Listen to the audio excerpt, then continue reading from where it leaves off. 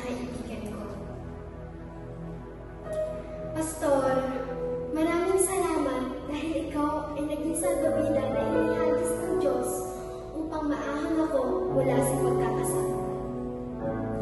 Ikaw ay ginamit niyang kasangga noong musus pa sa